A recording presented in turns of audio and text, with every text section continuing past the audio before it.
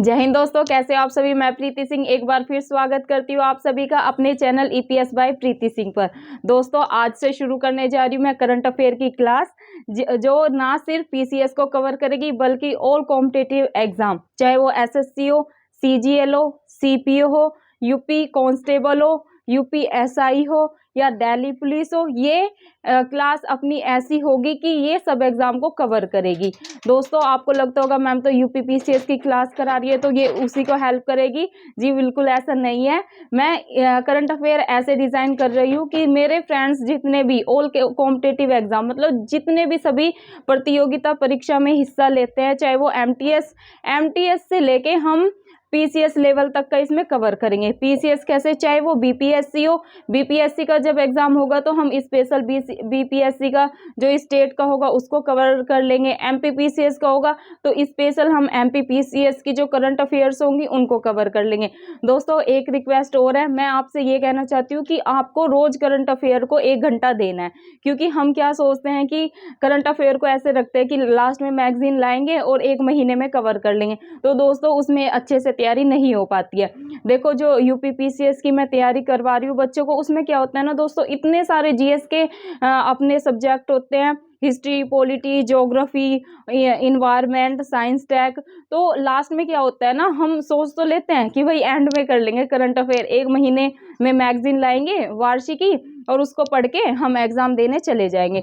ऐसा कर तो लेते हैं, लेकिन दोस्तों एग्जाम में काफ़ी दिक्कत होती है। जब ऑप्शन आते हैं ना तो चीज़ें माइंड में, जो 2 ऑप्शन होते हैं ना उसमें फंस जाती हैं चीज़ें। वो क्यों होता है? क्योंकि हम एंड में चीज़ें पढ़ते हैं, काफ़ी मतलब इतने अच्छे से रिकॉल नहीं कर पाते।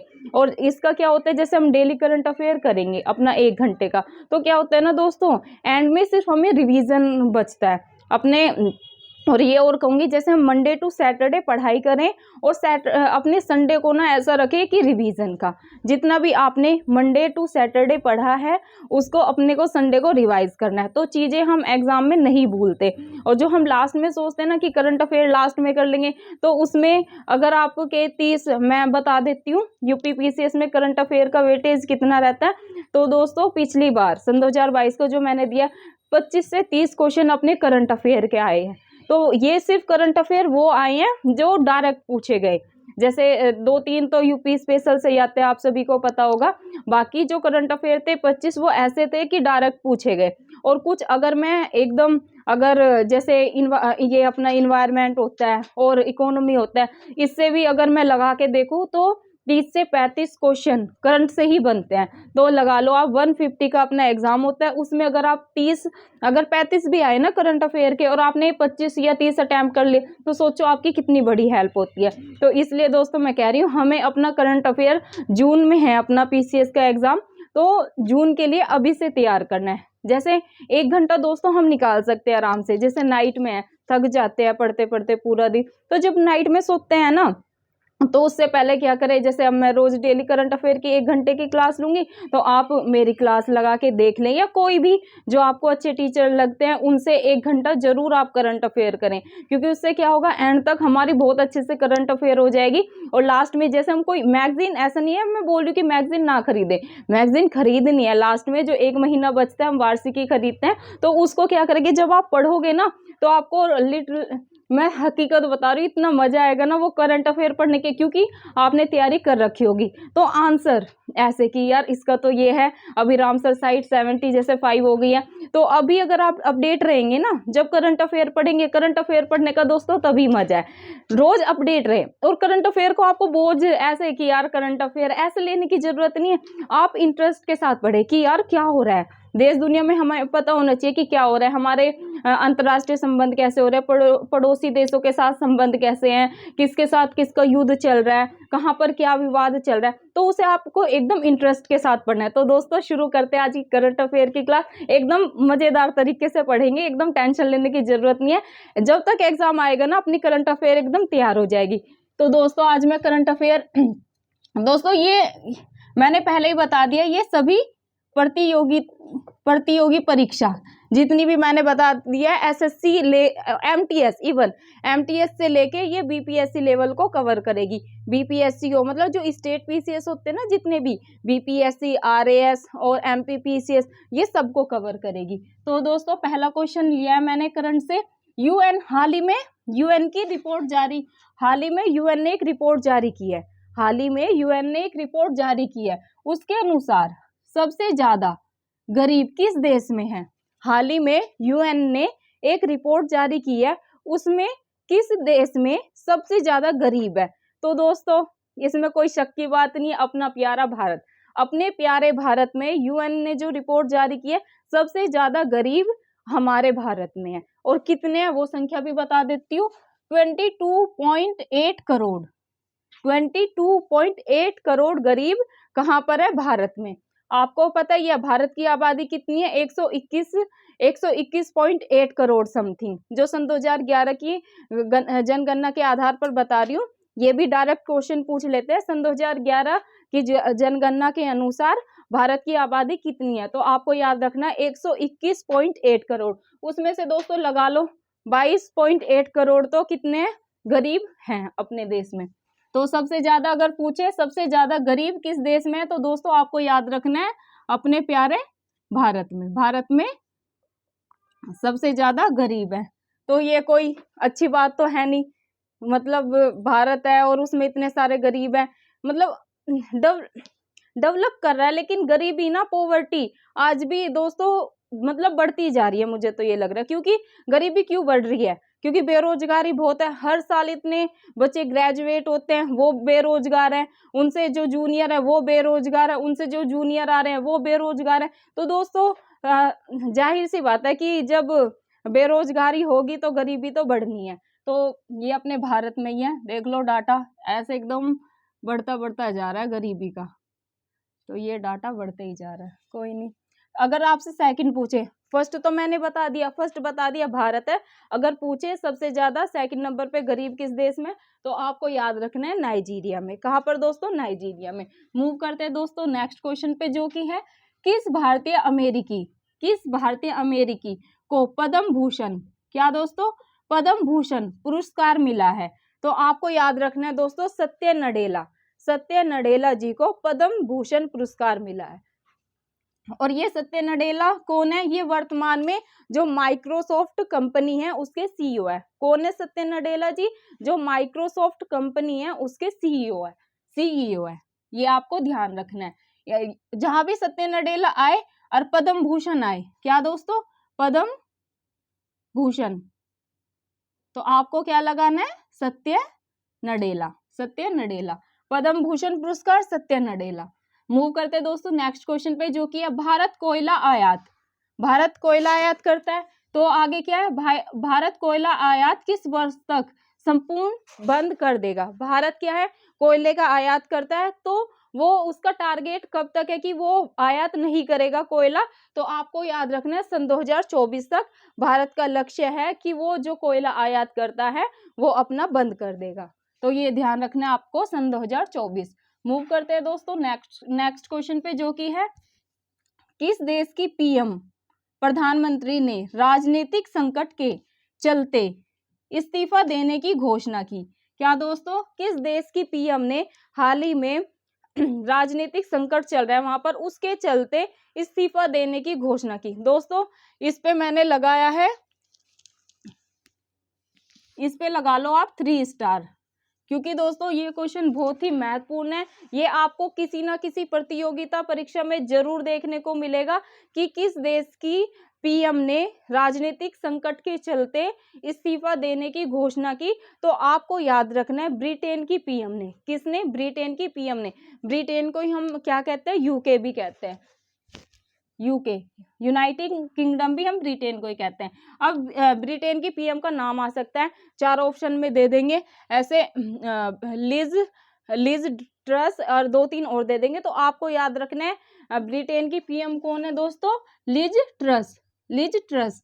और इन्होंने ज्यादा लंबा टाइम पीरियड में भी इस्तीफा नहीं दिया। सबसे इतिहास में ब्रिटेन में पहली बार हुआ है कि इतने कम समय में मतलब 40 से 45 दिन ये पीएम रही और इतने कम समय में इन्होंने इस्तीफा भी दे दिया। तो ये ब्रिटेन के इतिहास में पहली बार हुआ है।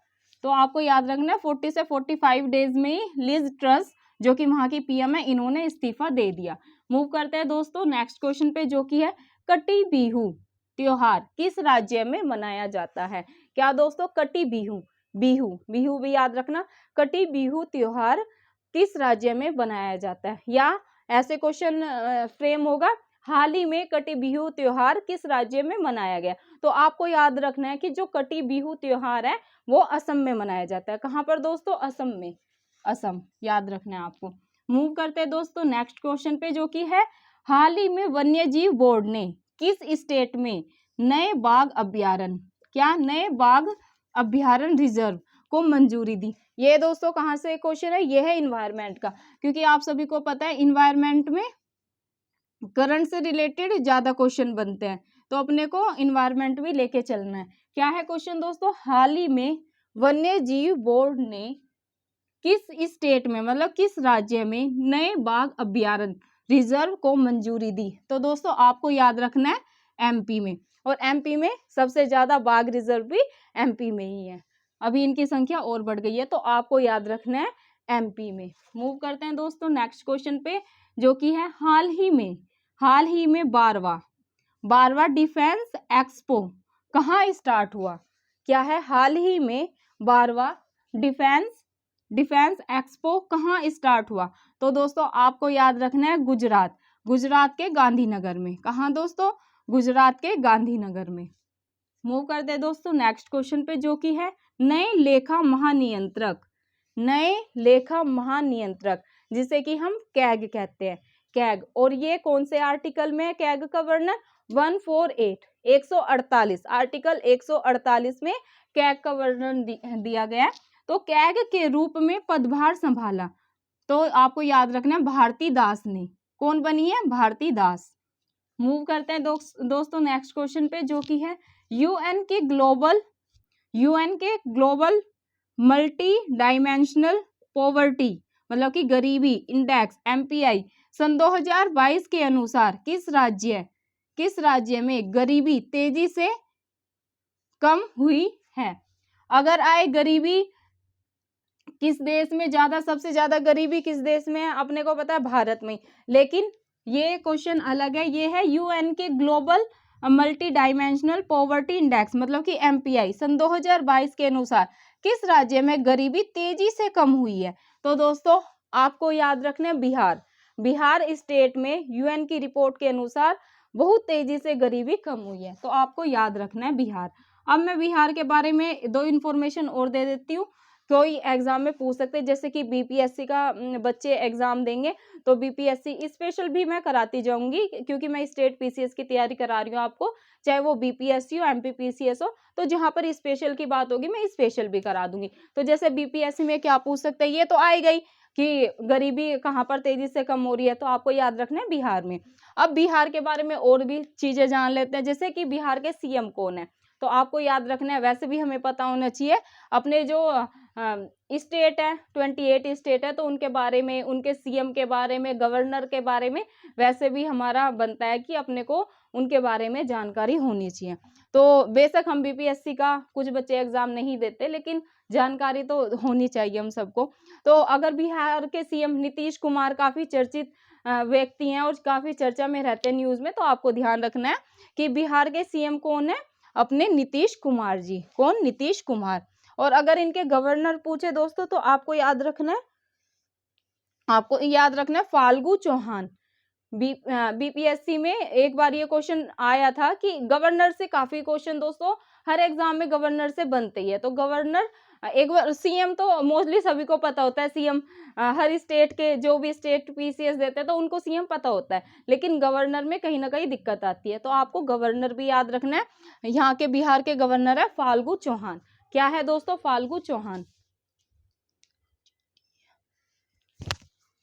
मूव करते हैं दोस्तों नेक्स्ट क्वेश्चन पे, जो कि है, मैंने इस पे 3 स्टार लगाया है। जो नेक्स्ट क्वेश्चन मैं कराने जा रही हूँ, ये इतनी चर्चा में है ना, आपने न्यूज में भी सुना होगा। तो ये क्वेश्चन कौन सा है जो कितनी चर्चा में है? ये है कांग्रेस पार्टी के अध्यक्ष पद का चुनाव किसने जीता? अभी कांग्रेस पार्टी के अध्यक्ष के लिए चुनाव हुए हैं, तो उसमें ये पद किसने जीता, मतलब जो अध्यक्ष बने हैं तो इस अध्यक्ष पद का चुनाव किसने जीता। तो दोस्तों आपको याद रखना है मल्लिका अर्जुन खड़गे, मल्लिका अर्जुन खड़गे। दोस्तों ये क्वेश्चन महत्वपूर्ण क्यों है वो बताने जा रही हूँ, क्योंकि कांग्रेस में 24 साल बाद गांधी परिवार के अलावा पहली बार कोई दूसरा नेता अध्यक्ष बना है। आज तक 24 साल हो गए हैं कांग्रेस को, वहां का जो गांधी परिवार का सदस्य होता है वही इसका अध्यक्ष बनता है, लेकिन इतिहास में, इतिहास ही हो गया ये, इतिहास में पहली बार ऐसा हुआ है कि गांधी परिवार के अलावा कोई नया कांग्रेस का अध्यक्ष बना है। तो उसका जरूर एग्जाम में आएगा, तो वो पूछेंगे कि अभी कांग्रेस के जो अध्यक्ष बने हैं वो कौन है, तो आपको याद रखना है मल्लिका अर्जुन खड़गे। ये दोस्तों 100% आप लिखवा लो, किसी ना किसी एग्जाम में, कॉम्पिटिटिव जो एग्जाम है आपको जरूर देखने को मिलेगा, क्योंकि ये न्यूज में भी काफी चर्चा में था। अब मैं कांग्रेस के बारे में और जानकारी देती हूँ, क्योंकि आपको पता है प्रीति मैम कैसे पढ़ाती है 360 डिग्री से, कि इसमें हम ना सिर्फ करंट को बल्कि जो इसकी हिस्टोरिकल बैकग्राउंड है और जो इसका जैसे भी जिस भी प्रोस्पेक्टिव से क्वेश्चन बनते हैं मैं सारा 360 एंगल से कवर करा दूंगी, इसकी चाहे वो पॉलिटी में पूछे या हिस्ट्री में पूछे तो आप राइट ही करके आएंगे। अब इसमें दोस्तों हमें ये तो पता चल गया दूसरे नेता कौन बने, मतलब पहले नेता हैं ये कि गांधी परिवार के अलावा बने हैं, कौन है, मल्लिका अर्जुन खड़गे। तो ये आपको याद रखना है, इस पे आप 3 स्टार लगा लो, एग्जाम में जरूर देखने को मिलेगा। अब पूछेंगे कांग्रेस की स्थापना कब हुई। कांग्रेस की स्थापना कई एग्जाम में, जो कॉम्पिटिटिव एग्जाम होते हैं एसएससी सीएचएसएल वगैरह हो गए, एमटीएस वगैरह हो गए, इवन जो ये नेट जेआरएफ के एग्जाम होते हैं उसमें भी क्वेश्चन आ जाता है कि कांग्रेस की स्थापना कब हुई। तो दोस्तों आपको याद रखना है कांग्रेस की स्थापना कब हुई थी, 1885, मतलब कि 1885 में। कब दोस्तों, 1885 में। अब ये क्वेश्चन पूछ लेते हैं पॉलिटी में कि कांग्रेस के पहले अध्यक्ष कौन थे, कांग्रेस के पहले अध्यक्ष कौन थे। तो आपको याद रखना है डब्ल्यू.सी. बनर्जी। कौन दोस्तों, डब्ल्यू.सी. बनर्जी कांग्रेस के पहले अध्यक्ष थे। अब ये हो गया। अब इससे ये हमें पता चल गया स्थापना कब हुई, 1885 में हुई थी। फर्स्ट अध्यक्ष कौन है, डब्ल्यू.सी. बनर्जी। और अपना अब इसके संस्थापक, कि भाई स्थापना तो हो गई 1885 में, लेकिन इसके संस्थापक आखिरकार है कौन। तो आपको याद रखना ए ओ ह्यूम, ए ओ ह्यूम, इसकी फुल फॉर्म एल्टन पता नहीं, ओ से मेरे को ध्यान नहीं आ रहा, एक्टोवियम कुछ ऐसे ही है, ए ओ ह्यूम, एक्टोवियम, ओ से मेरे को ध्यान नहीं आ रहा, जब ध्यान आएगा बता दूंगी, थोड़ा अंग्रेजी सा नाम है, तो आपको डायरेक्ट ह्यूम भी आ जाता है और नहीं तो ये आ जाएगा एओ ह्यूम। तो आपको याद रखना है एओ ह्यूम। ऐसे अंग्रेजी से नाम हो थोड़ी दिक्कत हो जा, पर कोई नहीं, नेक्स्ट क्लास में बता दूंगी पूरा नाम भी। तो एओ ह्यूम ही आता है, वैसे बेसिकली ऐसे पूरा नहीं देंगे, लेकिन पूरा भी पता होना चाहिए क्योंकि बात कांग्रेस की है। तो आपको याद रखना है एओ ह्यूम। तो ये अपना कांग्रेस का पूरा मैंने बता दिया जैसे क्वेश्चन बनते हैं। और अब नेक्स्ट करंट अफेयर के नेक्स्ट क्वेश्चन पे मूव करते हैं। बुकर प्राइज दोस्तों हाल ही में सन 2022 में बुकर प्राइज जीता है, तो ये पूछेंगे बुकर प्राइज सन 2022 किसने जीता। तो आपको याद रखना है आपको याद रखना है शेहान, ये थोड़ा रेड मार्कर दोस्तों चल नहीं रहा है, आज लाएंगे नया खरीद के, शेहान करुणा तिलक। आपको याद रखना है शेहान है ये, शेहान करुणा तिलक। बुकर प्राइज सन 2022 किसने जीता, तो दोस्तों याद रखना है शेहान करुणा तिलक। अब ये ऐसे भी आ सकते हैं कि शेहान करुणा तिलक ये कहाँ से, तो आपको याद रखना है ये श्रीलंका से बिलोंग करते हैं। कहाँ से, श्रीलंका से। अब बुकर प्राइज इन्हें किस बुक के लिए मिला, तो जो बुक है इनकी वो भी महत्वपूर्ण है। ये तो पूछ सकते हैं कि सन 2022 का जो बुकर प्राइज है वो किसको मिला, ये तो है ही महत्वपूर्ण, लेकिन ये भी पूछ सकते हैं जो बुकर प्राइज है वो किस बुक के लिए मिला। तो 3-4 आपको ऑप्शन में बुक दे देंगे, तो आपको उसमें से छांटना है कि जो ये शेहान करुणा तिलक जी है, इन्होंने कौन सी बुक के लिए बुकर प्राइज जीता। तो आपको याद रखना है द 7 मून्स ऑफ माली एल्मीडा। क्या है दोस्तों, द 7 मून्स याद रखना, मून्स ऑफ माली एल्मीडा। तो इन्हें बुकर प्राइज अपनी इस बुक के लिए मिला। मूव करते हैं दोस्तों नेक्स्ट क्वेश्चन पे, जो कि है भारत के किस शहर में, भारत के किस शहर ने, क्या है दोस्तों, भारत के किस शहर ने वर्ल्ड ग्रीन सिटी अवार्ड जीता। क्या है दोस्तों क्वेश्चन, भारत के किस शहर ने वर्ल्ड ग्रीन सिटी अवार्ड जीता। तो दोस्तों आपको याद रखना है, वर्ल्ड ग्रीन सिटी का अवार्ड हैदराबाद ने जीता है। किसने, हैदराबाद ने। तो मूव करते हैं, ये भी दोस्तों इन्वायरमेंट का क्वेश्चन है, ये भी किसका है, इन्वायरमेंट मतलब कि पर्यावरण का क्वेश्चन है, ये भी पर्यावरण, तो ये भी आपको याद रखना है। अब दोस्तों मूव करते हैं आज के लास्ट क्वेश्चन पे, जो कि है पीएम ने मिशन लाइफ का उद्घाटन कहाँ किया। पीएम नरेंद्र मोदी जी ने मिशन लाइफ जहां पर भी मिशन लाइफ आए और पीएम मोदी आए तो आपको क्या लगाना है, गुजरात के एकता नगर में मोदी जी ने हाल ही में मिशन लाइफ का उद्घाटन किया है। तो ये कहां पर है, कहां पर इन्होंने उद्घाटन किया, तो गुजरात के एकता नगर में। कहां पर उद्घाटन किया, गुजरात के एकता नगर में। तो दोस्तों ये आपको ध्यान रखना है, जहां भी मिशन लाइफ आए तो गुजरात का एकता नगर आपको ध्यान रखना है। तो दोस्तों ये थी आज की करंट अफेयर की क्लास। आई होप आपको बहुत पसंद आएगी, इसको लास्ट तक देखना। आप ये नहीं कि आपने 2-4 मिनट देखी और स्किप कर दी, लास्ट तक देखेंगे तो दोस्तों लास्ट तक आते आते मैं गारंटी लेती हूँ आपको बहुत सारी जानकारी हो जाएगी। और दोस्तों करंट अफेयर का अपना एक अलग ही मजा है, सिर्फ इसलिए नहीं कि हमें एग्जाम में देना है, हमें पता होना चाहिए कि आसपास क्या क्या क्या घटनाएं घटित हो रही है, इनके बारे में आपको अवगत रहना ही चाहिए। ये हमारा मतलब अंदर से खुशी होती है कि अगर कोई हमसे करंट से रिलेटेड कुछ पूछ ले और हम आंसर दे दे तो उसमें आपको बहुत प्राउड फील होता है। तो बस दोस्तों मैं यही कहूँगी, अपनी तैयारी अच्छे से करें, लगे रहे तैयारी में, आप कोई ना कोई एग्जाम जरूर क्रैक कर लेंगे, कभी हिम्मत ना हारे, है ना कभी जैसे डिमोटिवेशन हो जाता है तो कुछ मोटिवेशनल चीज देख ले, या मेरा तो मानना यही है मोटिवेशन अंदर से आती है, जिस लिए आप कर रहे हो वो हमेशा अपने माइंड में रखो कि हमने इसलिए स्टार्ट किया और हमें गिव अप नहीं करना है।